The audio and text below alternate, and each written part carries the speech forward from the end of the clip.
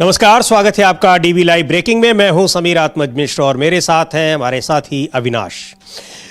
SIR यानी special intensive revision को लेकर अब और ज्यादा हंगामा मचना तय है, क्योंकि तो अब तक जहां जहां SIR हुआ है 13% से ज्यादा लोगों के नाम मतदाता सूची से काट दिए गए हैं। उत्तर प्रदेश में जो ड्राफ्ट सूची जारी हुई है उसमें 18% लोगों के नाम, लगभग 3 करोड़ लोगों के नाम मतदाता सूची से बाहर कर दिए गए हैं। अब इसको लेकर कि किन के नाम बाहर किए गए हैं, बहुत सारे लोग लगातार ये शिकायत कर रहे हैं कि 2003 की सूची में उनका नाम था, अब तक वोट देते आए हैं, लेकिन कई लोग ये बता रहे हैं कि उनके पूरे परिवार का नाम वहां से गायब है। बहुत सारी शिकायतें आ रही हैं। हालांकि शिकायतों को सुनने के लिए समय दिया गया है 1 महीने का, लेकिन यह सवाल उठ रहे हैं कि किस तरह से यह मतदाता सूची बनाई गई है, SIR किया गया है, वहां पर किन चीजों को, किन नियमों को फॉलो किया गया है। इस पर कई सारे सवाल उठ रहे हैं, इस पर हम लोग चर्चा करेंगे। लेकिन इससे बड़ी खबर, महत्वपूर्ण खबर यह है कि अमेरिका के राष्ट्रपति डोनाल्ड ट्रंप ने एक बार फिर बड़ा धमाका किया है, बड़े आरोप, गंभीर आरोप लगाए हैं और एक तरीके से भारत की संप्रभुता पर उन्होंने फिर हमला किया है। भारत की ओर से अभी तक उस पर कोई प्रतिक्रिया नहीं आई है। डोनाल्ड ट्रंप ने सीधे तौर पर कहा है कि प्रधानमंत्री नरेंद्र मोदी उनके पास मिलने के लिए आए और जिस भाषा में उन्होंने मिलने की इजाजत मांगी, जिस भाषा का इस्तेमाल ट्रंप ने किया है, वो बेहद हैरानजनक है। उसको लेकर कांग्रेस पार्टी ने कई सारे ट्वीट किए हैं और सवाल किया है कि आखिर सरकार खामोश क्यों है और प्रधानमंत्री नरेंद्र मोदी इस पर खामोश क्यों है। क्या कहा है डोनाल्ड ट्रंप ने, एक बार उसको सुन लेते हैं। और सीधे सीधे वो इस तरीके से बता रहे हैं जैसे प्रधानमंत्री भारत के प्रधानमंत्री ना होकर वो अमेरिका के राष्ट्रपति के वो एक अधीनस्थ कर्मचारी हैं। डोनाल्ड ट्रंप की एक जो भाषा है, जिस तरीके से वो बता रहे हैं, उससे यही लग रहा है और यही सवाल कांग्रेस पार्टी ने किया है। बताते हैं, लेकिन पहले सुन लेते हैं डोनाल्ड ट्रंप ने क्या कहा है। रिपब्लिकन पार्टी के सांसदों की एक मीटिंग थी, एक सम्मेलन था, उसी में वो ये बात कह रहे थे। सुनते हैं पहले डोनाल्ड ट्रंप को क्या कह रहे हैं। Prime Minister Modi came to see me. Sir, may I see you, please? Yes, I have a very good relationship with him. He's not that happy with me because, you know, they're paying a lot of tariffs now because they're not doing the oil, but they are. They've now reduced it very substantially, as you know, from Russia. Prime Minister Modi came to see me. Sir, may I see you, please? Yes, I have a very good relationship with him. He's not that happy with me because, you know, they're paying a lot of tariffs now because they're not doing the oil, but they are. They've now reduced it very substantially, as you know, from Russia. Trump कह रहे हैं कि मोदी मेरे पास आए और उन्होंने कहा sir मैं आई सी यू प्लीज, तो मैंने कहा हाँ आप मुझसे मिल सकते हैं। यानी ये जो भाषा है ये किसी भी प्रधानमंत्री की, किसी भी राष्ट्राध्यक्ष की भाषा किसी दूसरे देश के राष्ट्राध्यक्ष के साथ नहीं हो सकती। तो ये सवाल ये है कि क्या प्रधानमंत्री नरेंद्र मोदी ने इस भाषा में डोनाल्ड ट्रंप से मिलने की अनुमति मांगी, और नहीं मांगी तो इसका कड़ा प्रतिवाद भारत की ओर से क्यों नहीं किया जा रहा है, विदेश मंत्रालय की ओर से क्यों नहीं किया जा रहा है, और खुद प्रधानमंत्री नरेंद्र मोदी की ओर से क्यों नहीं किया जा रहा है। तो इसको लेकर कांग्रेस पार्टी ने क्या कहा है, उसकी रिएक्शन भी दिखाएंगे। लेकिन अविनाश जी, इसका ये उन तमाम जो डोनाल्ड ट्रंप भारत पर दबाव बनाने की कोशिश कर रहे हैं या भारत को अपमानित करने की कोशिश कर रहे हैं, उनमें एक ये नई कड़ी जुड़ गई है। अभी तक तो ऑपरेशन सिंदूर, टैरिफ और जिस तरह से वहां पर कैदियों को यहां भेजा गया, ये सारी चीजें थी। अब सीधे प्रधानमंत्री नरेंद्र मोदी के लिए कह रहे हैं कि वो मुझसे इस तरीके से मिलने आ रहे हैं जैसे मैं उनका बॉस हूं। नहीं, बिल्कुल जिस तरीके का उनका बयान आया है कि सर क्या मैं आपसे मिल सकता हूं, तो साफ दिखाई दे रहा है कि जो प्रधानमंत्री नरेंद्र मोदी हैं, जो उनकी पहले मुलाकात हुई थी, उसके लिए अमेरिका से कोई निमंत्रण नहीं आया था। जबकि जब ट्रंप ने शपथ ग्रहण ली थी राष्ट्रपति के रूप में 20 जनवरी को, तो उस शपथ ग्रहण में उन्होंने कम से कम 2 दर्जन देशों के नेताओं को बुलाया था। प्रधानमंत्री नरेंद्र मोदी को उन्होंने फ़ोन नहीं किया था और सबको व्यक्तिगत रूप से फ़ोन करके बुलाया था। भारत के जो विदेश मंत्री थे एस जयशंकर, वो करीब 20 दिन पहले अमेरिका पहुंच गए थे और कोशिश कर रहे थे कि किसी तरीके से प्रधानमंत्री मोदी के लिए भी निमंत्रण मिल जाए, लेकिन बाद में वो खुद ही उसमें शामिल हुए, प्रधानमंत्री नहीं पहुंचे थे। बाद में जैसे तरीके से अब डोनाल्ड ट्रंप का कहना है कि नरेंद्र मोदी के साथ उनकी जो व्हाइट हाउस में मुलाकात हुई थी, उसके लिए भारत के प्रधानमंत्री ने खुद रिक्वेस्ट की थी। उनके रिक्वेस्ट पर ही हमने कहा था कि भाई चलो ठीक है, मिल लेते हैं। और उसके बाद अभी तक तो दूसरी कोई मुलाकात हुई भी नहीं है। उसके बाद जो ऑपरेशन सिंदूर हुआ और डोनाल्ड ट्रंप की तरफ से जितने भी दावे किए गए, एक बार भी भारत के प्रधानमंत्री ने उन दावों को खारिज नहीं किया है। और अभी 10 दिन पहले भी डोनाल्ड ट्रंप के साथ उनकी फोन पर लंबी बातचीत हुई। उस बातचीत के बारे में तो बताया कि हमारी बातचीत हुई है, लेकिन ये नहीं बताया कि ट्रंप जो लगातार दावे कर रहे हैं वो दावे झूठे हैं या ट्रंप से आपने उन दावों को लेकर क्या बात की। तो उस पर वो कोई भी क्लैरिफिकेशन भारत सरकार की तरफ से और प्रधानमंत्री की तरफ से नहीं आई है। और अब जिस तरीके से वो बोल रहे हैं कि जो प्रधानमंत्री ने उनको सर बोला है, भाई आप भारत के प्रधानमंत्री हैं, देश के ऊपर कोई नहीं है, देश की जनता ने आपको चुना है। भाई आपको अमेरिका के लिए नहीं चुना, हमने अमेरिका के किसी प्रतिनिधि को नहीं चुना है कि भाई आप अमेरिका में जाएंगे और अमेरिका के राष्ट्रपति को बॉस बोलेंगे। इससे पहले भी भारत में और भी प्रधानमंत्री हुए हैं, किसी ने अमेरिका के राष्ट्रपति को अपना बॉस नहीं माना है।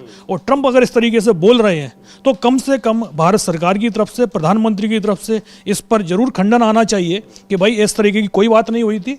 जो एक राष्ट्राध्यक्ष के दूसरे राष्ट्राध्यक्ष से मुलाकात के लिए जिस तरीके की बातचीत होती है, वही सवाल है। कांग्रेस पार्टी बार बार या ये सवाल पूछा जा रहा है कि आखिर क्यों नहीं प्रधानमंत्री कह रहे हैं कि डोनाल्ड ट्रंप झूठ बोल रहे हैं, ये सारे आरोप गलत हैं, और नहीं तो इसका मतलब ये सही है, और सही है तो भारत का प्रधानमंत्री क्या मजबूरी है कि वो अमेरिका के राष्ट्रपति से इस भाषा में, इस दयनीय भाषा में बात कर रहा है। देखते हैं कांग्रेस पार्टी ने क्या ट्वीट किया। कई सारे ट्वीट किए हैं और कई कार्टून भी बनाए हुए हैं, एक के बाद एक। आज कांग्रेस पार्टी ने इन चीजों को ट्वीट किया है और ये आप देख सकते हैं ये कि किस तरीके से please sir may I see you please. और इसके अलावा जो ट्रंप का ये बयान है, ये भाषण है, उस भाषण की क्लिप के साथ भी कांग्रेस पार्टी ने एक ट्वीट किया है और उसमें बाकायदा लिखा है कि क्या वहां पर अमेरिका के राष्ट्रपति के शपथ ग्रहण में नहीं बुलाए गए और वहां उनसे मिलने की क्या ऐसी मजबूरी थी कि उसके लिए परेशान दिखाई पड़ रहे थे प्रधानमंत्री नरेंद्र मोदी। देखते हैं उस ट्वीट को भी कांग्रेस पार्टी ने उसको किया है और उसमें क्या कुछ लिखा हुआ है। तो ये बहुत सारे सवाल उठ रहे हैं और ये अब पूछा जा रहा है कि आखिर प्रधानमंत्री नरेंद्र मोदी क्या ट्रंप से इसी भाषा में बात करते हैं। दावा करते हैं कि वो ट्रंप उनके मित्र हैं, लेकिन उनसे मिलने की अनुमति, ऐसी कौन सी जरूरत आ पड़ी है कि आपको उनसे मिलने की जरूरत पड़ रही है, और वो भी इस भाषा में। ये कांग्रेस पार्टी का जो ट्वीट है उसी बयान को टैग किया है और लिखा है कि ट्रंप के राष्ट्रपति बनने के बाद मोदी बिना बुलाए ही अमेरिका गए थे। ट्रंप का कहना है, मोदी ने मुझसे पूछा, सर मैं आपसे मिलने आ सकता हूं प्लीज? मैंने कहा हाँ। आपको याद होगा दुनिया के नेताओं में सिर्फ मोदी हैं जिन्हें ट्रंप गेट पर रिसीव करने नहीं आए। अब समझ में आया क्यों। तो ये लिख रहा है कांग्रेस पार्टी का ये ट्वीट है और उसमें बहुत निश्चित तौर पर ये सवाल उठेंगे कि आखिर क्या मजबूरी है और भारत का प्रधानमंत्री अमेरिका के राष्ट्रपति के साथ इस भाषा में कैसे बात कर रहा है। अभी तक बिल्कुल आपने सही कहा, किसी ने नहीं किया, और ये डिप्लोमेसी में कभी होता भी नहीं कि एक देश का राष्ट्रपति किसी दूसरे देश के राष्ट्रपति से इस भाषा में बात करे। आपके कोई व्यक्तिगत संबंध नहीं है, आपकी पहचान भारत के प्रधानमंत्री के तौर पर है। उसके पहले जो आपकी पहचान थी तो आपको तो अमेरिका वीजा ही नहीं दे रहा था, तो आपके भारत के प्रधानमंत्री के तौर पर आप ट्रंप से, अमेरिका के किसी भी राष्ट्रपति से इस तरह से बात कैसे कर सकते हैं, यह सवाल है, पूछा जा रहा है, उसका जवाब देना पड़ेगा।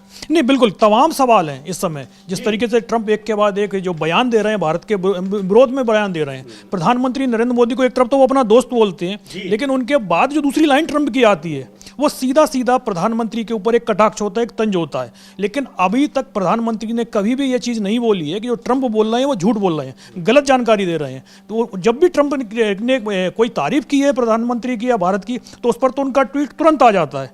लेकिन ट्रंप जब भी सवाल उठाते हैं तब चुप्पी सी साध ली जाती है, पूरी सरकार की तरफ से ही चुप्पी साध ली जाती है। और ट्रंप का जो ट्रेड डील का मुद्दा जो चल रहा है, जिस पर डोनाल्ड ट्रंप ये भी बोल रहे हैं कि हम जरूरत पड़ेगी तो हम इसको और भी बढ़ा देंगे, जबकि उनका एक और बयान आया था जब उनसे पूछा गया था कि कब तक ट्रेड डील हो जाएगी, तो उनका कहना था कि 2 मिनट में भी हो जाएगी वो ट्रेड डील।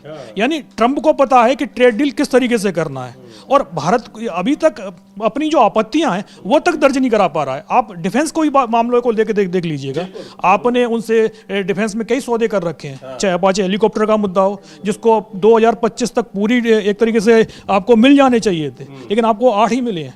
10% हेलीकॉप्टर के वो उन्होंने अभी तक आपको नहीं सौंपे हैं। आपने उनसे इंजन मांगा था फाइटर प्लेन के लिए, जो आपको 2023 में ही उसकी डिलीवरी शुरू हो जानी चाहिए थी। अभी तक कम से कम आपको 30 से 40 इंजन मिल जाने चाहिए थे, लेकिन कितने मिले? 5-6 मिले। तो तमाम ऐसे मुद्दे हैं जो आप अमेरिका से डील करते हैं, अमेरिका उस डील को पूरा नहीं कर रहा है, लेकिन आप पर दबाव बनाया जा रहा है कि भारत सरकार अपना हर क्षेत्र अमेरिका के लिए खोल दे, अमेरिकी कंपनियों के लिए खोल दे, और अपने जो उद्योगपतियों, अपने किसानों, अपने तमाम जो मध्यम वर्गीय जो व्यापारी हो, उसको उसके अधिकार को छीन लिया जाए। और उसके लगातार डोनाल्ड ट्रंप दबाव बनाते दिखाई दे रहे हैं, जबकि भारत की तरफ से अभी तक इस मुद्दे पर कोई भी सफाई नहीं आई है कि भाई जो ट्रंप बोल रहे हैं वो सच बोल रहे हैं या झूठ बोल रहे हैं। आपको क्लियर करना होगा। इसके एक दिन पहले भी अभी ट्रंप ने कहा कि ये वो प्रधानमंत्री नरेंद्र मोदी ने रूस से तेल खरीदना कम कर दिया इसलिए कि उन्हें मुझे खुश करना था, तो उनको उनका दबाव था और उसकी वजह से रूस से तेल खरीदना कम कर दिया, जबकि रूस से तेल इस समय बहुत सस्ता मिल रहा है। और जब से यूक्रेन और रूस के बीच लड़ाई चल रही है और रूस से तेल खरीदना भारत के लिए सस्ता था, लेकिन ट्रंप ने दबाव डाला, उस दबाव की वजह से रूस से तेल खरीदना कम कर दिया गया है। चाहे यहां के लोगों को चाहे जितना नुकसान हो, देश की अर्थव्यवस्था पर चाहे जितना जोर पड़े, दबाव पड़े, लेकिन ट्रंप के दबाव में सस्ता तेल के बजाय महंगा तेल खरीदने पर विवश होना पड़ रहा है सरकार को। आखिर क्यों?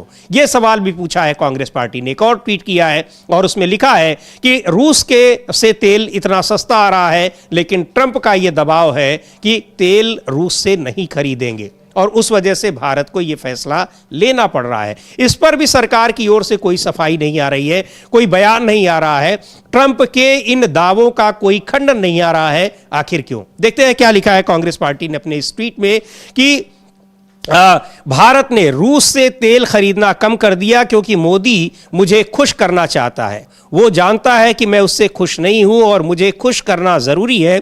अगर मेरी बात नहीं मानी गई तो मैं बहुत जल्द टैरिफ बढ़ा दूंगा जिसका उन्हें नुकसान होगा। यानी ये डोनाल्ड ट्रंप का बयान है और उसमें लिखा है कि ट्रंप के मुताबिक मोदी ने रूस से तेल खरीदना इसलिए बंद कर दिया क्योंकि अमेरिका ने भारत पर टैरिफ से दबाव बनाया। मोदी को जवाब देना चाहिए, क्या मोदी सरकार की विदेश नीति अमेरिका से तय हो रही है? रूस से तेल खरीदना इसलिए बंद हुआ क्योंकि ट्रंप को खुश करना था। ट्रंप कभी सीज फायर कराने की बात कहते हैं, कभी रूस से तेल खरीदने पर रोक लगाने की बात करते हैं। आखिर मोदी चुप क्यों है? मोदी की कमजोरी का खामियाजा देश क्यों भुगत रहा है? ट्रंप से मोदी इतना डरते क्यों है? तो जाहिर सी बात है, यह सवाल पूछा जाएगा कि आखिर क्या मजबूरी है, कौन सी विवशता है कि आप डोनाल्ड ट्रंप जो भी कह रहे हैं, आप देश के हितों को ताक पर रख दे रहे हैं, लेकिन उनके दबाव में आकर फैसले ले रहे हैं। नहीं, बिल्कुल जिस तरीके से जो कांग्रेस ने सवाल उठाए हैं वो बिल्कुल सही सवाल हैं। सबसे बड़ी बात तो ये है कि आप रूस से सस्ता तेल खरीदना बंद करेंगे और महंगा तेल खरीदना आप शुरू करेंगे, तो उसका नुकसान किसको होगा? भाई सरकार तो नुकसान अपनी तरफ नहीं लेगी, वो जो पेट्रोल है उसको महंगा कर देगी, तो आम जनता को ही महंगा पेट्रोल खरीदना पड़ेगा। किसके लिए? कि आपको ट्रंप को खुश करना है। तो भाई जनता की मजबूरी नहीं है। पेट्रोल महंगा, डीजल जब खरीदा जाएगा यानी तेल खरीदा जाएगा तो हर चीज की महंगाई, पूरी व्यवस्था जो है उसी से तय होती है। सारी चीजें महंगी होंगी और देश की जनता को वो महंगाई की मार झेलनी पड़ेगी। नहीं, बिल्कुल जो पूरा असर आएगा वो आम जनता के ऊपर आएगा, वो सरकार के ऊपर वो असर नहीं दिखाई देगा। वो क्योंकि जितना भी महंगा मिलेगा, जो तेल कंपनियां हैं अमूमन तो सभी चीजें प्राइवेट सेक्टर में चली गई हैं, कि कोई भी प्राइवेट सेक्टर की तेल कंपनी अपना नुकसान तो उठाएगी नहीं, या तो सरकार उसको सब्सिडी दे, सब्सिडी तो सरकार दे नहीं रही है, तो जाहिर सी बात सीधा है कि वो महंगा पेट्रोल, महंगा डीजल जनता को ही खरीदना पड़ेगा। और जिस तरीके के पिछले दिनों जो खबर भी आई है सामने कि जो जैसे रिलायंस है उसने रूस से तेल खरीदना बंद कर दिया है। तमाम कंपनियां हैं, दिसंबर में उन्होंने रूस से कच्चा तेल खरीदने का ऑर्डर ही नहीं दिया है। वैसे भी जो पेट्रोल की खरीद थी दिसंबर के महीने में कच्चे तेल की भारतीय कंपनियों ने तकरीबन 70% कम कर दी थी। और अब जिस तरह उसके बाद एक दिन पहले बयान भी आया था अमेरिकी सीनेटर का कि भाई हम भारत के जो दूतावास है वहाँ गए थे तो उनसे मुलाकात की थी भारत के राजदूत से, तो उन्होंने ही बोला था कि किस तरीके से हमने रूस से पेट्रोल कच्चा तेल खरीदना कम कर दिया है। अब आप ट्रंप से कहिए कि भाई भारत पर जो टैरिफ लगा रखा है उसको कम किया जाए, और वो दिखाई भी दे रहा है क्योंकि उसके जो आंकड़े तमाम आ रहे हैं उसमें ये बताया जा रहा है कि भारत ने रूस से कच्चा तेल की खरीद काफ़ी कम कर दी है, और उसका असर जो रूस पर भी दिखाई दे रहा है कि 23% दिसंबर में रूस ने 23% कच्चा तेल की बिक्री कम की है। तो जो 23% कम हुआ उसमें बहुत बड़ा हिस्सा भारत का है, क्योंकि चाइना के बाद सबसे ज़्यादा कच्चा तेल रूस से भारत ही खरीद रहा था। तो रूस पर भी इसका असर दिखाई दे रहा है। और ये भी सबको पता है कि रूस और भारत की जो मित्रता है वो परखी हुई मित्रता है, अभी की नहीं है, कई सालों पुरानी दोस्ती है। जबकि अमेरिका को लेकर यह कहा जाता है अमेरिका सिर्फ अपना फायदा देखता है। अब यदि उसको फायदा हो रहा होगा तो वो आपके साथ है, फायदा नहीं दिखाई देगा तो वो आपसे दुश्मनी बनाने में टाइम नहीं लगाएगा। तो आप किस व्यक्ति पर भरोसा करने के लिए जा रहे हैं, किसके कहने पर आप रूस से कम तेल खरीद रहे, मतलब एक जो तेल कच्चे तेल ही खरीदे वो पूरी तरीके से बंद करने की तैयारी कर रहे हैं। और रूस से कच्चा तेल खरीदना बंद करेंगे तो खरीदेंगे किससे? उसका भी साफ साफ बताया जा रहा है कि भारत ने अमेरिका से क्रूड की खरीद 3 गुना बढ़ा दी है। तो भाई किसके दबाव में यह बढ़ रही है? भाई अमेरिका की तुलना में आपको कहीं और से भी सस्ता क्रूड मिल सकता है। आप किसको खुश करने के लिए अमेरिका से हथियार की डील कर रहे हैं, जबकि आपके पास मैक्सिमम जो हथियार हैं वो रूस से के ही हैं। आपकी सेना है उन्हीं पर ट्रेंड हुई है, उन हथियारों को ज़्यादा अच्छी तरीके से इस्तेमाल कर लेती है। इवन ये भी कहा जाता है कि रूस के सैनिकों से ज़्यादा अच्छी तरीके से रूसी हथियार भारतीय सैनिक चला लेते हैं। तो आप मतलब एक तरीके से देश की सुरक्षा से भी आप समझौता कर रहे हैं। जिस तरीके से आप अमेरिका की तरफ बढ़ते जा रहे हैं और अपने दोस्त को एक तरीके से धोखा देना ही होता है कि जिसने आपको वक्त के समय पर मदद की। तो आप, जबकि ऐसा भी नहीं है कि भाई आपको कोई महंगा पेट्रोल दे रहा हो कि भाई आपको खरीदना पड़ेगा, हम जंग में फंसे हुए हैं। रूस सस्ता पेट्रोल दे रहा है आपको, जो इंटरनेशनल कीमत है उस कीमत से कम आपको 7-8% सस्ता मिल रहा है वो।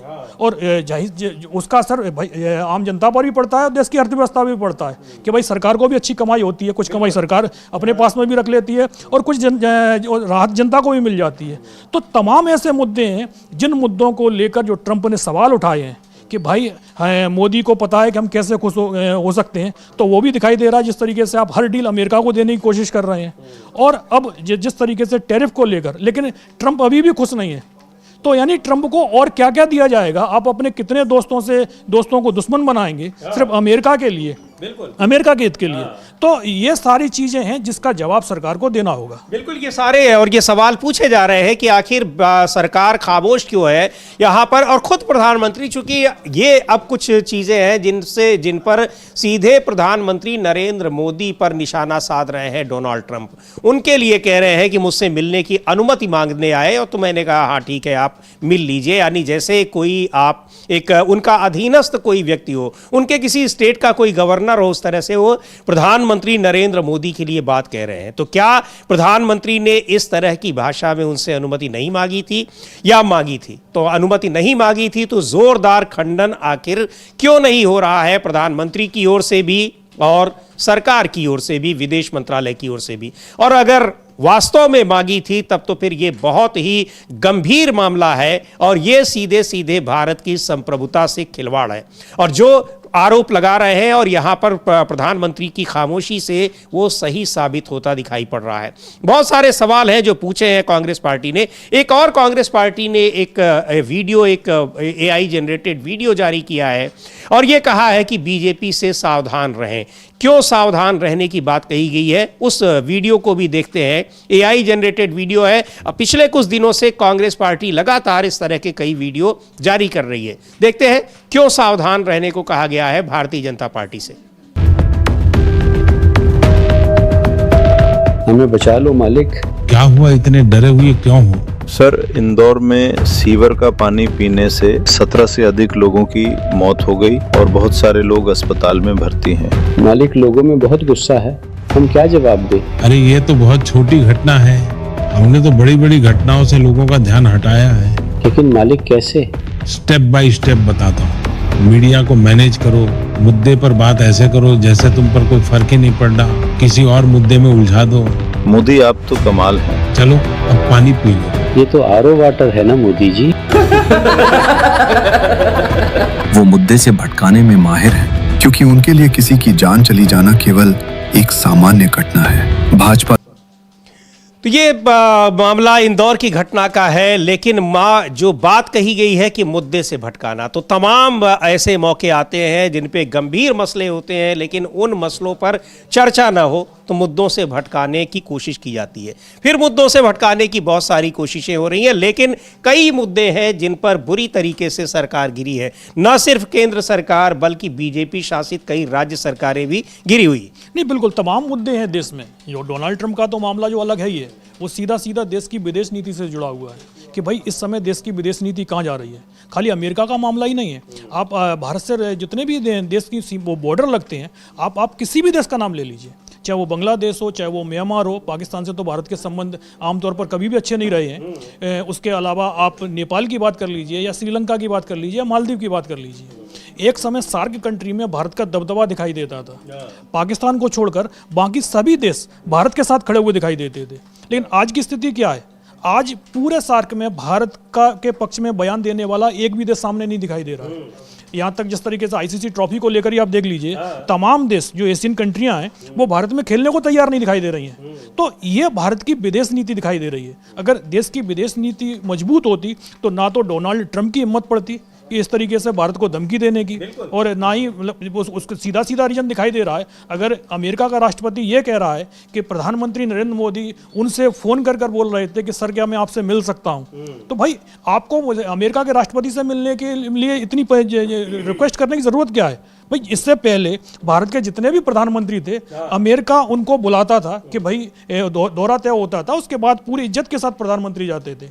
और जैसा कि आपने बताया अभी कि पहला मौका ऐसा था कि भारत का प्रधानमंत्री अमेरिका गया, व्हाइट हाउस में राष्ट्रपति से मिलने के लिए गया, और राष्ट्रपति उनको लेने के लिए गेट तक नहीं आए। प्रधानमंत्री बिल्कुल ऐसे चलते हुए चले गए थे जैसे भाई उनको इंतजार करना पड़ा हो थोड़ी देर तक के लिए कि भाई अभी ट्रंप तैयार नहीं है, थोड़ी देर वेट कर लीजिएगा। उसके बाद प्रधानमंत्री मुलाकात के लिए पहुंचते हैं और फिर उस बाद में बताते हैं कि बहुत अच्छी मुलाकात हुई। लेकिन अगर ये मुलाकात उनके रिक्वेस्ट करने पर हो रही है, और ये तो साफ दिखाई दे गया था कि उस मुलाकात में किसी भी मुद्दे पर चर्चा नहीं हुई, कोई समझौता नहीं हुआ। पहली ऐसी मुलाकात थी कि अमेरिका के राष्ट्रपति से भारत की मुलाकात हो रही हो और किसी भी कोई भी समझौता नहीं हुआ हो, किसी भी तरह की कोई बातचीत नहीं हो, तो फिर भाई ऐसी मुलाकात की जरूरत ही क्या थी कि आप रिक्वेस्ट करके पहुंच रहे हैं और कोई भी ना तो आपने ट्रेड को लेकर कोई समझौता किया, ना ही डिफेंस को लेकर कोई समझौता किया, किसी भी मुद्दे पर आपने समझौता नहीं किया है। तो फिर आप मुलाकात क्या करने गए थे भाई? कि मुलाकात का पर्पस क्या था, क्यों गए थे? क्योंकि भारत का प्रधानमंत्री अगर किसी देश के राष्ट्राध्यक्ष से मिलने जा रहा है तो इसका मतलब वो भारत के हित में कुछ फैसले लेने जा रहा है, कुछ समझौते करने जा रहा है। बिल्कुल उस समय भी ये सवाल उठे थे। हाँ बिल्कुल, क्योंकि आप भाई अमेरिका गए हैं, पूरा दौरा आपका तैयार किया गया उसके बाद, लेकिन कोई भी डील नहीं हुई। उल्टा आपके लौटने के बाद ट्रंप ने टैरिफ और ठोक दिए। तो संभवतः ट्रंप आपसे कोई चीज डिमांड कर रहे थे और आपने वो डिमांड नहीं मानी, इसके चलते आपके ऊपर 25% का टैरिफ लगा दिया गया। और बाद में जिस तरीके से भारत और पाकिस्तान के बीच में जंग हुई और उसके बाद जो बयान आए और भारत की तरफ से ट्रंप के बयान का ना खंडन किया गया ना समर्थन किया गया, तो 25% का टैरिफ और लगा दिया गया। जबकि ये कहा जा रहा है कि रूस से तेल खरीदने को लेकर ये लगाया गया है। अरे भाई रूस से तो यूरोप भी तेल खरीद रहा है, तमाम चीजें रूस से खरीद रहा है। खुद अमेरिका के साथ व्यापार कर रहा है। बिल्कुल, मतलब रूस बाकी देशों से व्यापार कर रहा है, लेकिन रूस से कच्चा तेल खरीदने के लिए सिर्फ टैरिफ किस पर लगाया गया? भारत पर। जबकि ऐसा भी नहीं कि भारत सबसे ज्यादा रूस से कच्चा तेल खरीद रहा हो। भाई भारत से ज्यादा तो चीन खरीद रहा है, चीन वेनेजुएला से भी खरीद रहा था। मतलब जिन देशों पर अमेरिका ने एक तरीके से तमाम प्रतिबंध लगा रखे थे, चीन उन सभी देशों से क्रूड खरीद रहा है, सभी देशों से उसके व्यापार चल रहा है। लेकिन अमेरिका की हिम्मत नहीं पड़ी कि वो चीन पर किसी तरीके का टैरिफ लगा पाए। लेकिन क्योंकि उसे अमेरिका को ये दिखाई दे गया है कि भारत के ऊपर कोई भी कार्रवाई करेंगे तो वहां से जवाब नहीं आएगा। आप 50% का टैरिफ लगा दिया, लेकिन क्या भारत ने अभी तक कोई भी स्टेप उठाया अमेरिका के खिलाफ? कोई स्टेप नहीं उठाया है। ट्रंप के तमाम बयान आए हैं, 70 बार तो वो सीज फायर का दावा कर चुके हैं, लेकिन कभी भी एक भी बार सरकार की तरफ से ट्रंप के बयान का खंडन नहीं किया गया। तो तमाम ऐसे मुद्दे हैं जिनके जवाब सरकार को देने होंगे। बिल्कुल, संसद में इस मुद्दे पर चर्चा की गई है। बड़ी मुश्किल में जब चर्चा को सरकार तैयार भी हो गई, तब भी प्रधानमंत्री ने एक शब्द नाम उस बात नहीं बोला। वहां उनसे कहा भी गया कि आखिर ट्रंप के बारे में भी कुछ बोलिए। पानी पीने लगे, लेकिन वहां पर नाम निकला नहीं उनके मुंह से।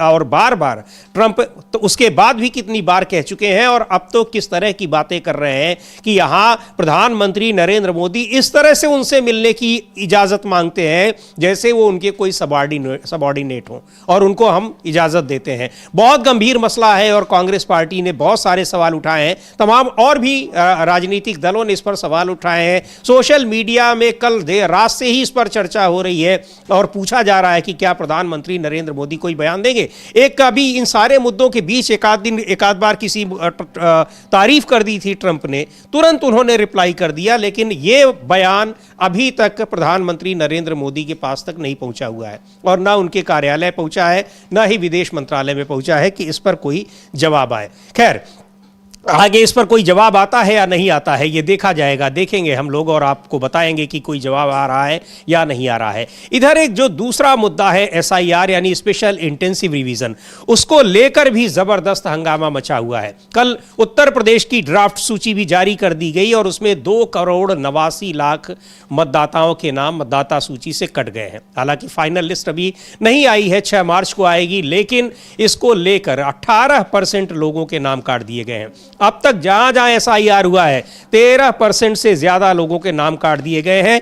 चुनाव आयोग मतदाता सूची में नाम शामिल करता है, इतने बड़े पैमाने पर कभी मतदाता सूची से मतदाताओं के नाम गायब नहीं किए जाते हैं। मामला सुप्रीम कोर्ट में चल रहा है, उसको ये पावर है भी या नहीं, ये सुप्रीम कोर्ट को तय करना है कि मतदाता सूची से लोगों के नाम SIR वो करा सकता है या नहीं करा सकता है। लेकिन 12 राज्यों, 12 क्या बिहार को भी लिया जाए तो 13 राज्यों में और केंद्र शासित प्रदेशों में SIR करा चुका और वहां पर करोड़ों लोगों के नाम मतदाता सूची से गायब हो गए हैं और बहुत सारे जिनके 2003 में थे उनके गायब है। अब लोग पूछ रहे हैं कि आखिर क्या वजह है, क्यों गायब हो गया, कैसे जुड़ेगा, अफरा तफरी बची हुई है। नहीं, बिल्कुल, जिनके नाम 2003 की मतदाता सूची में थे उनके भी नाम उड़ गए हैं। अभी तो जो पश्चिम बंगाल में जो नोबेल प्राइज विजेता हैं अमर सेन, उनको नोटिस जारी कर दिया गया है और उनसे कहा गया है कि आप बताइए आप भारत के नागरिक हैं कि नहीं है।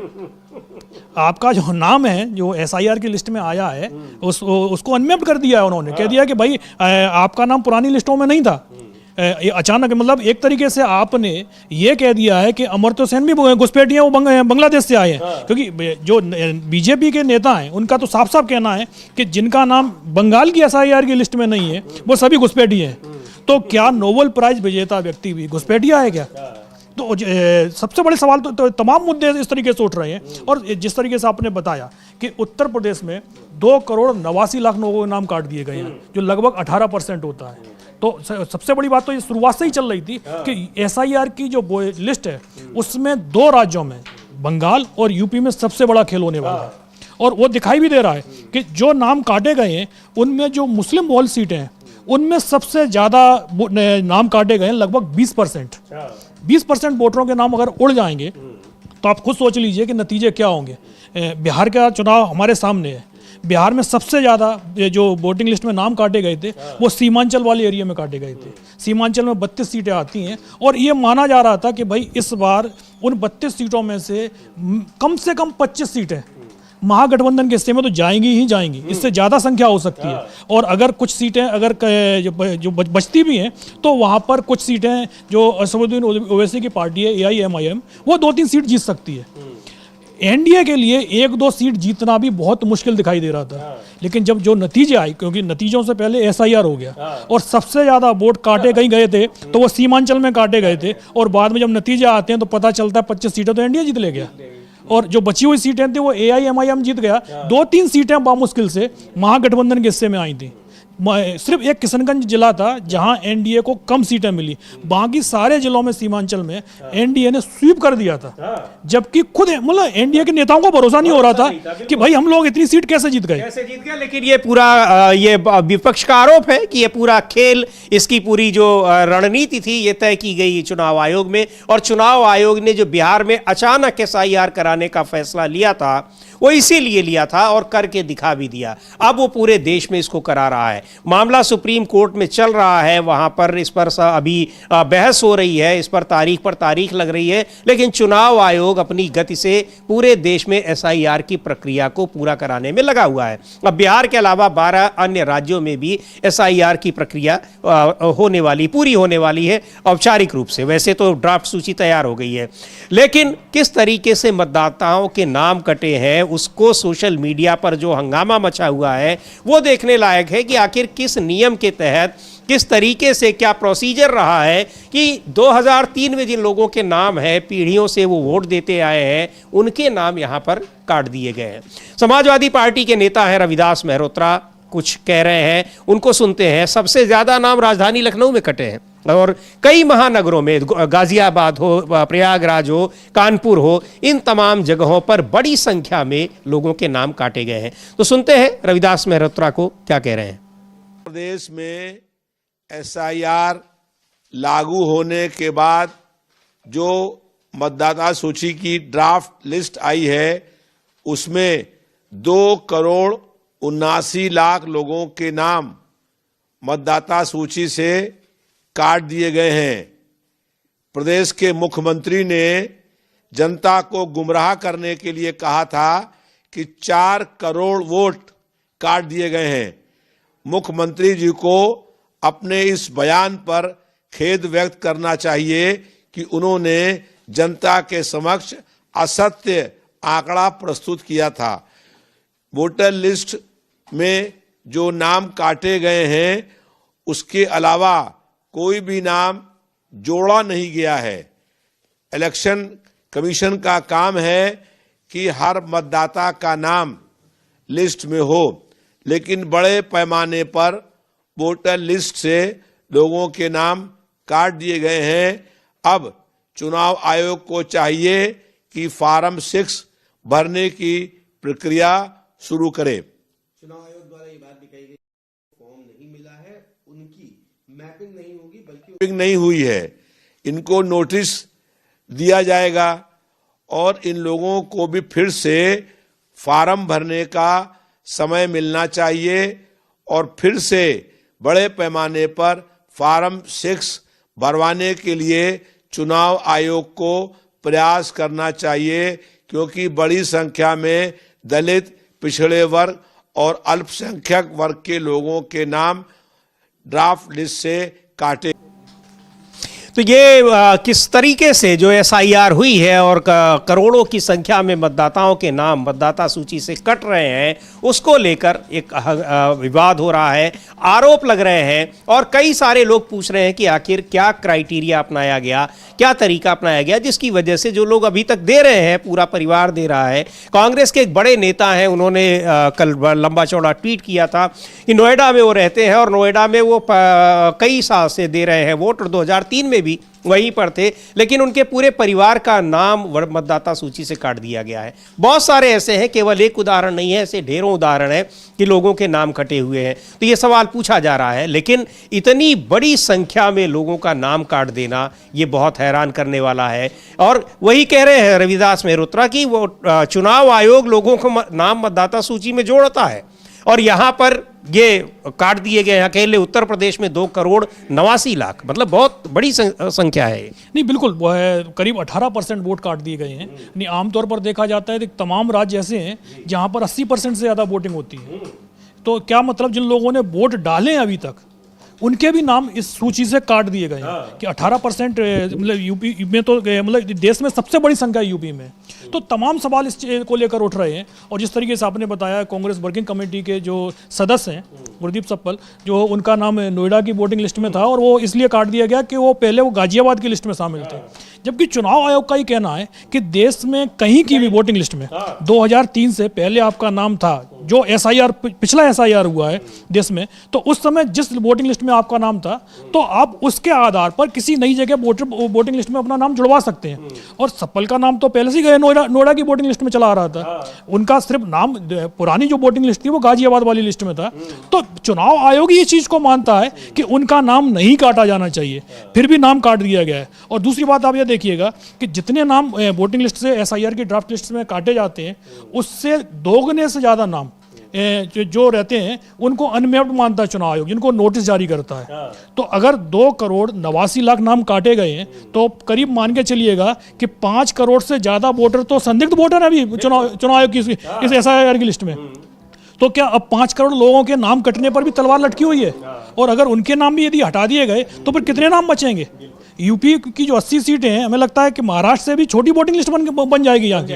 तो इतनी बड़ी संख्या में देश की आबादी का आधा हिस्सा, आधी आबादी को आप क्या वोटिंग लिस्ट वोट डालने का अधिकार छीनने की कोशिश कर रहे हैं कि आपको जो 40-42% वोट मिलते हैं वो लोग बस खाली मतदाता रहेंगे, बाकी जो 60% वोट आपको नहीं मिलते हैं उन लोगों का आप वोट ही छीन लेंगे। क्योंकि यूपी में 20% जो वोट काटे गए हैं उन सीटों पर काटे गए हैं जहां पर मुस्लिम आबादी ज़्यादा है, चाहे वो मुरादाबाद हो, चाहे वो मेरठ हो, चाहे वो मुजफ्फरनगर हो, तमाम ऐसे जिले जहां मुस्लिम आबादी करीब 35% से लेके 50-52% तक है, वहां सबसे ज़्यादा वोट काटे गए हैं। जबकि जहां मुस्लिम आबादी कम है वहां कम वोट काटा गया है। तो जो बिहार में जिस तरह से हुआ SIR, हाँ बिल्कुल बिहार वाला ही पैटर्न दिखाई दे रहा है कि जहां हमारा मतदाता है वहां SIR प्रक्रिया में तो किस तरीके से गणना प्रपत्र जमा किए गए हैं, लेकिन वहां सभी आ गए हैं। लेकिन जहां पर बीजेपी को टाइट फाइट मिली है, बीजेपी की सीटें कम जहां मिली हैं, उन क्षेत्रों में जो SIR की प्रक्रिया में सबसे ज़्यादा वोट काटे गए हैं। तो ये साफ साफ दिखाई दे रहा है कि बीजेपी जिस तरीके से भी उपचुनाव में हुए तमाम, और विपक्ष की तरफ से अखिलेश यादव की तरफ से जो आरोप लगाए जाते रहे कि जो हमारे मतदाता थे आपने उनको घर में बंद कर दिया, लेकिन अब ऐसा लगता है कि 2027 से पहले उनके नाम वोटिंग लिस्ट में ही बंद कर दिए गए, वहीं से वो ताला लगा दिया गया कि आपका नाम इस लिस्ट में होगा ही नहीं, आप घर से बाहर भी आइए, हमें आपको घर में रोकने की जरूरत नहीं है, आप घर से बाहर आइए, बूथ पर आकर घूमकर चले जाइए, आपका नाम ही वोटिंग लिस्ट में नहीं होगा तो आप वोट क्या डालेंगे? बिल्कुल, आपको हम वोट डालने का राइट ही आपका ले रहे हैं, जबकि ये वो मताधिकार जो है वो आसानी से नहीं लिया जा सकता है। और कोई मतदाता सूची में एक बार शामिल हो गया है तो उसके लिए बड़ी लंबी प्रक्रिया है कि नोटिस देना होता है, फिर उसका जवाब मिलेगा, जवाब के बाद उसको मतदाता सूची से बाहर किया जाएगा। लेकिन यहां SIR की प्रक्रिया इसीलिए की गई कि बड़ी संख्या में लोगों को मतदाता सूची से बाहर कर दिया जाए। पर अब उस पूरी प्रक्रिया पर, क्राइटेरिया पर बहुत सारे सवाल उठ रहे हैं। देखते हैं क्या कुछ होता है सुप्रीम कोर्ट में। लेकिन इधर दिल्ली से एक बड़ी खबर आ रही है। यहां पर तुर्कमान गेट के पास एक मस्जिद को गिराने की अफवाह फैली वहां पर, लेकिन MCD वहां बड़ी कार्रवाई कर रही है और वहां जो आसपास के इलाकों में अतिक्रमण है उसको हटाया जा रहा है, पर उसको लेकर काफी हंगामा मचा हुआ है। अविनाश, क्या खबर है? हाँ बिल्कुल, जो तुर्कमान गेट पर रात के समय पर करीब 30 बुलडोजरों से कार्रवाई की गई है। जबकि अभी शनिवार को एक खबर आ रही थी कि शनिवार को MCD की टीम वहाँ पहुंची थी और जो अतिक्रमण कहाँ है कहाँ नहीं है इसका सर्वे किया था, और अचानक ही, जबकि उसके बाद ये भी खबर आई थी कि जो वहाँ के लोग हैं वो संभावित बुलडोजर कार्रवाई को चुनौती देने की तैयारी कर रहे हैं, क्योंकि नोटिस तो आए नहीं थे। जबकि एक प्रक्रिया है, सुप्रीम कोर्ट ने ही कहा था कि भाई आप जो भी अतिक्रमण हटाएंगे तो 15 दिन पहले उसका नोटिस जारी होगा और वो भी रजिस्टर्ड डाक से जाएगा। तो सिर्फ सर्वे टीम आई थी, भाई नोटिस तो नहीं मिला ना कि सर्वे कर आप चले गए। अब वो लोग इस इंतजार में थे कि भाई आपका नोटिस आए तो हम आपको उसको कोर्ट में जाके, हाँ कोर्ट में चैलेंज करेंगे उस चीज़ को, तो उस पर फिर कोर्ट फैसला लेगा कि भाई क्या प्रक्रिया अपनाई जानी चाहिए, सुनवाई होनी चाहिए कि सुनवाई मतलब कितना मौका मिलना चाहिए सुनवाई के लिए। वो कोई भी प्रक्रिया नहीं अपनाई गई। अचानक ही रात को MCD के जो कर्मचारी हैं 30 बुलडोजरों को लेकर पहुंच गए, और रात के समय पर, भाई अब रात को कोई कोर्ट तो खुलता नहीं है, दिन में कार्रवाई होती तो कोई भी व्यक्ति तुरंत कोर्ट चला जाता कि भाई बिना नोटिस किस तरीके की कार्रवाई कैसे हो रही है। और 30 बुलडोजरों से आपने वहां तमाम निर्माण ढा दिए। कि जिस तरीके की बात हो रही है कि अफवाह तो ये भी उड़ी थी कि मस्जिद को पर भी बुलडोजर चला है, लेकिन मस्जिद पर कोई बुलडोजर नहीं चला है, लेकिन उसके आसपास के तमाम जो निर्माण थे उनको ढा दिया गया है। अब सुबह तक वहाँ पूरी तरीके से मैदान बन गया। भाई अब कोई व्यक्ति यदि कोर्ट जाएगा भी तो जाके करेगा क्या करेगा, क्योंकि कोर्ट से ज़्यादा वो स्टे लेके आएगा, यथास्थिति बनाई रखी जाए। और यथास्थिति तो MCD अपना काम कर गई है, वो लोग पहुंचे हैं और सीधा बुलडोजर चला दिया। स्थिति से पूरा प्लेन मैदान हो गया है। हाँ बिल्कुल, वहाँ तो मैदान हो गया है, और जिन लोगों ने विरोध किया उस चीज़ को लेकर उनको हिरासत में ले लिया गया है। अब हालत ये है कि पूरा एरिया पुलिस छावनी बना दिया गया है ताकि कोई विरोध की आवाज़ भी ना उठे। एक तरफ आपने बुलडोजर चलाया, उसके ऊपर आप एक खौफ का माहौल भी क्रिएट कर रहे हैं। सीधा साफ दिखाई दे रहा है कि जो सुप्रीम कोर्ट ने जो निर्देश दिए थे सरकार उनको भी मानने को तैयार नहीं दिख रही है। हाँ बिल्कुल, और इसको लेकर बहुत जबरदस्त विरोध हो रहा है अभी भी, और कई सारे बयान आ रहे हैं। आम आदमी पार्टी के विधायक है अमानतुल्लाह खान, उन्होंने भी इस पर प्रतिक्रिया दी है और आरोप लगाया है कि किस तरह से रात में आकर बिना किसी कानूनी कार्रवाई के लोगों के मकान, लोगों की दुकानें, वो सारी की सारी MCD ने ढहा दी। सुन लेते हैं क्या कह रहे हैं अमानतुल्लाह खान। बारात घर का जो अवैध तरीके से बनाया गया तो उसमें पुलिस की कार्रवाई हुई, पत्थरबाजी भी हुई, पुलिस का जो आरोप है, क्या कहेंगे आप? देखिए, वो ज़मीन जो है 123 प्रॉपर्टी में आती है और ये तुर्कमान गेट का मसला है और ये मस्जिद है। मस्जिद के बराबर में जो ज़मीन है वहाँ पर किसी टाइम में जगह थी और वो वक्फ की ज़मीन है। जो 123 प्रॉपर्टी है, 123 प्रॉपर्टी का ये हिस्सा है, गलत तरीके से तोड़ा गया और ऐसे ही ये लोग पूरे मुल्क के माहौल को ख़राब करना चाहते हैं, दिल्ली के माहौल को ख़राब करना चाहते हैं। कोई भी एक आदमी आता है और ये कहता है कि ये जो है मस्जिद बराबर में, मस्जिद के बराबर में या मस्जिद अवैध बना रखी है, ईदगाह अवैध बना रखी है और उसको एमसीडी तोड़ देती है। और एमसीडी रात को ऐसा क्या था, जब कोर्ट में ये गए थे, कोर्ट में दोनों पक्षकार गए थे ना, ये लोग भी गए थे ना, जिनकी कमेटी है वहाँ वक्फ की कमेटी है, वो लोग गए थे और कोर्ट में उसको जो है 22 अप्रैल की डेट दी है। उनको भी कहा था कि आप भी जवाब दाखिल करो, उनसे कहा आप भी जवाब दाखिल करो। अवैध क्या था वहाँ पर? वक्फ की ज़मीन है ना, वो तो वक्फ का अगर बारात घर वहाँ चल रहा है, डिस्पेंसरी चल रही है, लोगों को उससे मदद मिल रही है तो है, मस्जिद के बराबर की ज़मीन है और ये 123 प्रॉपर्टी का हिस्सा है, ना कि अलग से 123 प्रॉपर्टी जो पीछे इन्होंने यूनियन ऑफ इंडिया ने जो अपने प्रदर्शन में लिया था, जो एक लेटर जारी किया था, जिसको मैंने 2022 में चैलेंज किया था। 2023 का ऑर्डर आया था। 2023 में जस्टिस ओका ने ये कहा था, जस्टिस औरी ने ये कहा था कि हाईकोर्ट में कि ये वक्फ की ज़मीनें हैं, 123 की 123 प्रॉपर्टी, और इस पर कंट्रोल वक्फ का ही रहेगा और सिर्फ इनको सर्वे करने के लिए कहा था, हटाने के लिए नहीं कहा था। जो आरोप लगा रही है कि पत्थरबाजी हुई, उस मामले में कार्रवाई? अरे भाई, आप मस्जिद तोड़ोगे, है ना, आप मस्जिद तोड़ोगे, मस्जिद के बराबर की आप ज़मीनें तोड़ोगे, कब्रिस्तान की ज़मीन तोड़ोगे, आप जो वक्फ की मुसलमानों की ज़मीनें हैं जिससे फैज़ मुसलमान उठा रहे हो उसको तोड़ोगे, फिर आप ये कह रहे हो पत्थरबाजी हुई। आप आंसू गैस के गोले बजा रहे हो, लाठियाँ जार कर रहे हो, जेल भेज रहे हो। ऐसा क्या मुसीबत आ गई इतनी ठंड में रात को 2 बजे? आप कभी किसी कॉलोनी को तोड़ते हो, कभी कुछ करते हो। आपने पूरा कोहराम मचा रखा पूरी दिल्ली के अंदर, बल्कि पूरे हिंदुस्तान के अंदर। आप पूरे हिंदुस्तान के माहौल को ख़राब करना चाहते हो। ये हिंदू मुस्लिम की राजनीति आप लोग कर रहे हो, बाकी तो कुछ है नहीं। और विधानसभा में आप कैसे झूठ बोल रहे हो, देखो आप। तो इसको लेकर काफी राजनीतिक प्रतिक्रियाएं आ रही हैं और क्या आरोप लग रहे हैं कि कुछ लोगों ने वहां पर रात में जब अचानक ये कार्रवाई होने लगी तो कुछ लोगों ने पत्थरबाजी की या उसको प्रोटेस्ट किया। हालांकि ये भी पुलिस की ओर से कहा जा रहा है कि जिन लोगों ने पत्थरबाजी की है उनकी पहचान की जा रही है, उनके खिलाफ कार्रवाई की जाएगी। लेकिन क्या ये कार्रवाई कानूनी तरीके से की गई है, इसको लेकर भी सवाल उठ रहे हैं। और आरजेडी के सांसद हैं मनोज झा, उन्होंने भी इस पर प्रतिक्रिया दी है। तो एमसीडी की इस कार्रवाई पर भी सवाल उठ रहे हैं कि आखिर आपने किस कानूनी प्रक्रिया का पालन किया है। आप भी अगर गैर कानूनी तरीके से वहां जाते हैं, लोगों के मकान तोड़ते हैं, तो फिर लोग विरोध करने के लिए तो निकलेंगे ही, क्योंकि कोर्ट जाने का भी आप मौका उनको नहीं दे रहे हैं। सुनते हैं मनोज झा को, क्या कह रहे हैं। दुनिया के कौन से देश में जनवरी की सर्द रात में आप इस काम को अंजाम देते हैं? ये असहनशील, असंवेदनशील सरकार ही कर सकती है। उनका आशियाना भाई, लोग वहां रह रहे हैं, आप वैकल्पिक व्यवस्था करिए। लेकिन जनवरी में जब लोग दुबके पड़े हैं रजाई में, ये व्यवहार उचित नहीं है। और इस तरह की चीजों में रिस्ट्रेन, और मैं समझता हूं कि एक कम्युनिटी इंगेजमेंट के बगैर चीजें आगे नहीं बढ़नी चाहिए। तो इसमें ये कुछ विजुअल्स भी हैं जो दिख रहे हैं, कैसे वहाँ पर एक तमाम बुलडोज़र्स को ले जाकर और आसपास के इलाके में, यानी यहाँ मकान थे, दुकानें थी, लोगों का कब्रिस्तान जैसा कह रहे हैं वहाँ पर आम आदमी पार्टी के विधायक अमानतुल्लाह खान, कि वहाँ कब्रिस्तान है, वहाँ पर वक्फ की चीज़ें हैं, डिस्पेंसरी है, हॉस्पिटल है जो मस्जिद के आसपास है, उन सब को वहाँ पर ढहा दिया गया, पूरा प्लेन कर दिया गया अतिक्रमण की वजह से, और किसी को कोई नोटिस भी नहीं दिया। नहीं, बिल्कुल सही, सीधी बात। सबसे बड़ी बात तो ये है कि यदि वो वक्फ की प्रॉपर्टी थी तो फिर जो एमसीडी को किसने अधिकार दिया कि भाई सबसे पहले तो एमसीडी साबित करे वो वक्फ की प्रॉपर्टी नहीं है। अगर वक्फ की प्रॉपर्टी वो है और जिस तरीके से यदि वो रजिस्टर्ड प्रॉपर्टी भी है, तो फिर किस आधार पर एमसीडी ने उस पर बुलडोजर की कार्रवाई कर दी? जैसा कि बताया जा रहा है कि नोटिस तो मिला ही नहीं लोगों को, तमाम लोगों को नोटिस उसके जारी नहीं किए गए। सुप्रीम कोर्ट की पूरी गाइडलाइन को किनारे लगा दिया गया। और रात को, इस समय आप दिल्ली में कितनी सर्दी पड़ती है, सर्दी के मौसम में लोगों को बेघर कर दिया।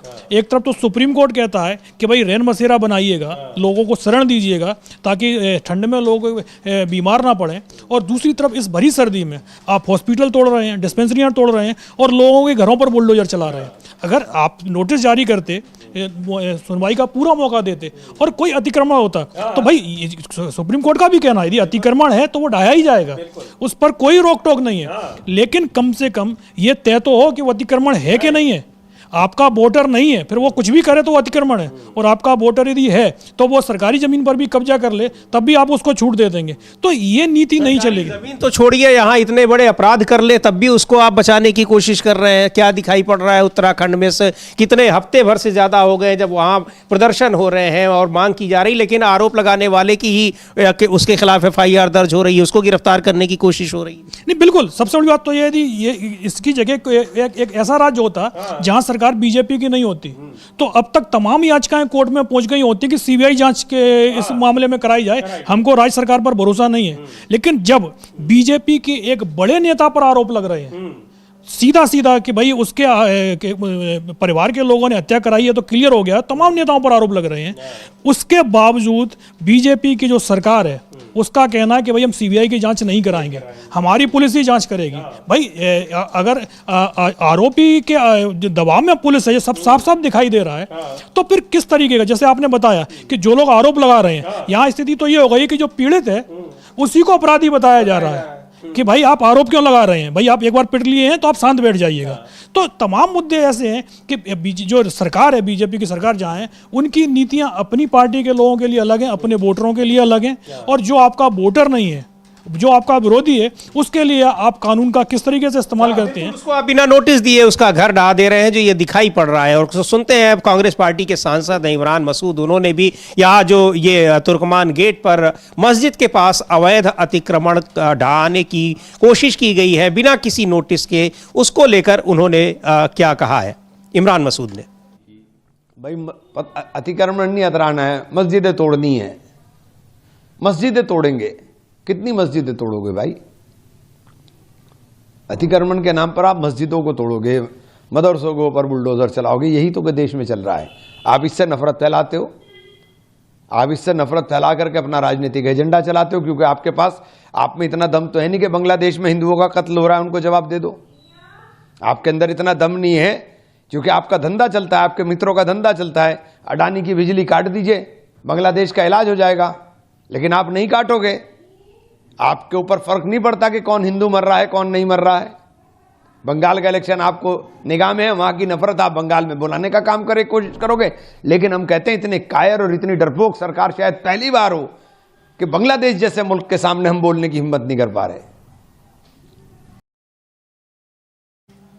ये सवाल वही है और बिल्कुल वाजिब सवाल है कि आप वहाँ पर ट्रंप को जवाब नहीं दे पा रहे हैं, बांग्लादेश को एक सख्त मैसेज नहीं दे पा रहे हैं, लेकिन यहाँ किस तरीके से बिना किसी कानूनी कार्रवाई के वहाँ अतिक्रमण के नाम पर लोगों को बेघर किया जा रहा है। तो एक बड़ा इशू बना हुआ है, लेकिन बहुत सारे सवाल सरकार से ये पूछे ही जा रहे हैं कि आखिर इन सब मुद्दों पर सरकार क्यों खामोश है। लेकिन वही बात जो अभी थोड़ी देर पहले हम लोग देख रहे थे, जो AI जनरेटेड वीडियो था कांग्रेस पार्टी ने जो जारी किया था कि मुद्दों से भटकाने की कोशिश होती है, तो अब ये जो कार्रवाई हो रही है निश्चित तौर पर ये भी उन तमाम मुद्दों से भटकाने की ही कोशिश होगी जो चल रहे हैं, क्योंकि डोनाल्ड ट्रंप का ये ताज़ा तरीन बयान अभी कल रात में ही आया है। हाँ बिल्कुल, क्योंकि डोनाल्ड ट्रंप के लगातार 2 दिन से बयान लगातार आ रहे हैं, तो जो बयान डोनाल्ड ट्रंप का, उस पर विपक्ष सरकार से सवाल पूछ रहा है कि भाई जवाब दीजिए, हम आपके साथ में। जब भी विदेश नीति का मुद्दा होता है, इस तरीके का कोई दूसरे देश के राष्ट्राध्यक्ष की तरफ से बयान आता है, तो विपक्ष हमेशा सरकार से चाहता है कि आप कड़ा जवाब दीजिए, प्रतिक्रिया दीजिए, हम आपके साथ में खड़े हुए हैं। विपक्ष की तरफ से तो सवाल उठ रहे हैं, लेकिन सरकार ने चुप्पी साध ली है। और जिस तरीके का कांग्रेस की तरफ से जो वीडियो जारी किया गया है कि भाई आपको मुद्दे से डाइवर्ट करना है, चाहे इंदौर का मामला हो या फिर डोनाल्ड ट्रंप की तरफ से जिस तरीके से लगातार बयान आ रहे हैं, तो उसके लिए आप राजधानी में बुलडोजर चलवा देते हैं। अब आज की दिन पूरे दिन अगर टीवी चैनलों पर कोई भी खबर चलनी है, जो भी उनके कार्यक्रम होंगे, वो सारे के सारे तुर्कमान गेट पर जो बुलडोजर चला है उसको लेकर होंगे, और उसमें भी जिस तरीके के नफरती बयान दिए जाएंगे, जो पैनलिस्ट होंगे, जिस तरीके की उनकी भाषा होगी, वो पूरी तरीके से वैसी होगी कि बीजेपी ध्रुवीकरण हो और उसका लाभ जो 5 राज्यों में विधानसभा चुनाव होने, उनमें बीजेपी को किसी तरीके से उसका लाभ मिले, लाभ भी मिले। और ये जो सब महत्वपूर्ण मुद्दा है कि ट्रंप ने जिस तरीके से प्रधानमंत्री के लिए भाषा का इस्तेमाल कर रहे हैं, उस पर चर्चा ना होने पाए, उससे भी लोगों का ध्यान भटका रहे हैं। नहीं, उस पर तो आज चर्चा होगी ही नहीं। आप ये मान के चलिए ट्रंप ने जो भी कुछ बोला है उस पर किसी भी टीवी चैनल पर आज डिबेट नहीं होगी। डिबेट का मुद्दा तो मिल गया उनको कि इसी पर दिन भर डिबेट करनी है। ट्रंप की तरफ तो जाना ही नहीं है कि उधर जाने का मतलब कि फंस जाना है। उसमें सरकार से आपको सवाल पूछने पड़ेंगे कि भाई डोनाल्ड ट्रंप ने ये सवाल पूछा है कि नरेंद्र मोदी क्या ट्रंप से बोल रहे थे सर क्या मैं आपसे मुलाकात कर सकता हूँ। इस तरीके से रिक्वेस्ट एक राष्ट्राध्यक्ष कर रहा है, वो भी भारत का, दुनिया का सबसे बड़ा लोकतंत्र है ये। तो वहाँ अगर प्रधानमंत्री की ये छवि बनाई जा रही है अमेरिका में, तो फिर आप समझ सकते हैं जैसे इमरान मसूद ने भी बोला है कि भाई आप बांग्लादेश को जवाब नहीं दे पा रहे। अमेरिका तो बहुत मजबूत है, बांग्लादेश की तो अर्थव्यवस्था पूरी की पूरी एक तरीके से भारत पर डिपेंड है। अगर भारत एक सख्त एक्शन उठा ले तो बांग्लादेश तुरंत घुटनों पर आ जाएगा। अडानी, अगर सिर्फ अडानी बिजली सप्लाई बंद कर दें तो बांग्लादेश में अंधेरा छा जाएगा। लेकिन क्योंकि भाई बिजली सप्लाई बंद करने का मतलब ये है कि आपका धंधा भी जाएगा, आपको नुकसान भी होगा। तो नुकसान नहीं उठाना चाहते, अडानी को नुकसान ना हो, इसके लिए बांग्लादेश की तरफ से जिस तरीके से वहाँ अल्पसंख्यकों के खिलाफ जिस तरीके का हो रहा है, हमले हो रहे हैं, भाई वहाँ हिंदू ही अल्पसंख्यक नहीं है, वहाँ ईसाई भी अल्पसंख्यक है। लेकिन क्या वहाँ किसी चर्च पर हमला अभी तक हुआ है? हिम्मत नहीं हो रही है उन लोगों की चर्च पर हमला करने की, क्योंकि पता है कि तुरंत ही अमेरिका और यूरोप से सवाल जवाब यूनिट से शुरू हो जाएंगे कि भाई चर्च पर हमला कैसे हो गया। वहाँ मंदिरों पर हमले की खबर तो आ रही है, लेकिन चर्च पर हमले की खबर नहीं आ रही है। तो तमाम ऐसे मुद्दे हैं। अभी एक बम विस्फोट भी हुआ था, जबकि वहाँ चर्च जो था वो करीब 1 किलोमीटर दूर था। उसको लेकर ही अमेरिका से सवाल शुरू हो गए थे कि भाई चर्च के पास विस्फोट कैसे हो गया, चर्च में नहीं हुआ, 1 किलोमीटर दूर भी कैसे हो गया। तो मोहम्मद यूनुस की गिग बन गई थी। लेकिन यहाँ करीब 6 हिंदुओं की वहाँ हत्या हो चुकी है, तमाम हमले हो रहे हैं, भारत विरोधी लगातार बयान दिए जा रहे हैं, लेकिन भारत सरकार की तरफ से अब तक कोई प्रतिक्रिया नहीं आई है। और इसीलिए कह रहे हैं इमरान मसूद की ये अब तक की सबसे कायर सरकार है। सीधे सीधे ये उन्होंने आरोप लगाया है और उसके लिए ये बता भी रहे हैं कि बांग्लादेश को सख्त मैसेज नहीं दे सकते। डोनाल्ड ट्रंप इतने बड़े आरोप लगा रहे हैं और इस तरह से बर्ताव कर रहे हैं, इस तरह की प्रधानमंत्री के लिए ऐसी भाषा का इस्तेमाल कर रहे हैं, लेकिन उसका जवाब नहीं दे पा रहे हैं। पर तुर्कमान गेट पर जाकर वहां मस्जिद के पास अतिक्रमण हटा रहे हैं, वो भी बिना किसी नोटिस के, बिना किसी कानूनी प्रक्रिया का पालन किए हुए। लेकिन अब क्या जवाब आता है डोनाल्ड ट्रंप के इस जिस तरीके से अपमानजनक तरीका उन्होंने प्रधानमंत्री के लिए अपनाया है, उस भाषा का इस्तेमाल किया है, इसका रहेगा इंतजार। लेकिन अभी तक की जो स्थितियां हैं उसको देखते हुए ऐसा बड़ा मुश्किल लग रहा है कि प्रधानमंत्री की ओर से कोई जवाब आएगा। नहीं आएगा तो विपक्ष ये सवाल पूछता रहेगा।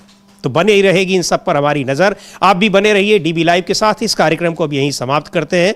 मुझे और अविनाश को दीजिए इजाजत। नमस्कार।